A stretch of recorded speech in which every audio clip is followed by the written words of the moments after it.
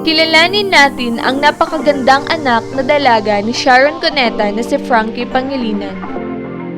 Kilalang kilala si Frankie Pangilinan o Francisca Emanuel Cuneta Pangilinan mula noong bata pa lamang ito dahil madalas itong sinasama ni Sharon Cuneta sa kanyang mga guesting at TV shows noon kung saan kasama na rin ang bunsong anak ng aktres na si Miel.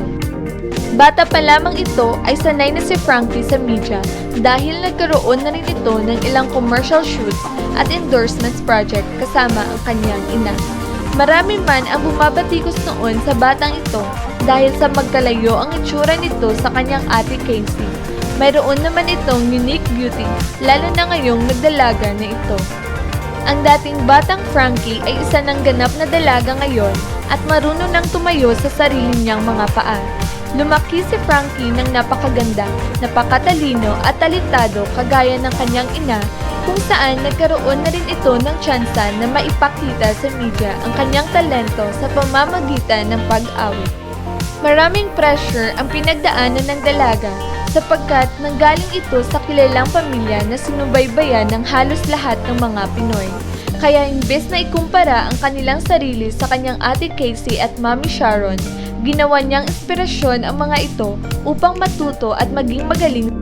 Malayo man ang boses nito sa kanyang ina, mayroon naman siyang unique sultry voice na maipagmamalaki sa media. Sa katunayan, nagkaroon na ito ng album taong 2017 na pinamagatang Battle Scars na nagustuhan ng karamihan.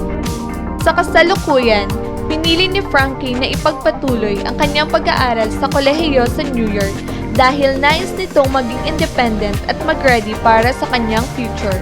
Mahirap man para kay Sharon na malayo sa kanyang anak, subalit para sa kanya ay ibibigay nito kung ano ang hiling ni Frankie, lalo na kung ito ay makabubuti para sa kanyang future. Halos ilang buwan na rin itong nag-aaral sa New York at tila ba natuto na itong maging independent at maging matapang mag-isa. Sa katunayan, marunong na rin itong tumayo sa iba lalo na pagdating sa kanyang pamilya. Pagdating sa karapatan at paninindigan ay maaasahan ng dalaga sapagkat matapang ito pagdating sa pagbibigay ng opinyon laban sa mga negatibong isyu na nangyari sa bansa. Thankful si Frankie dahil nakayanan ng kanyang magulang na ipag-aral ito sa kanyang dream school, kaya naman hanggat kakayanin nito ay ipagtatanggol niya ang kanyang pamilya laban sa mga netizens na walang ginawa kung hindi magkomento ng negatibo.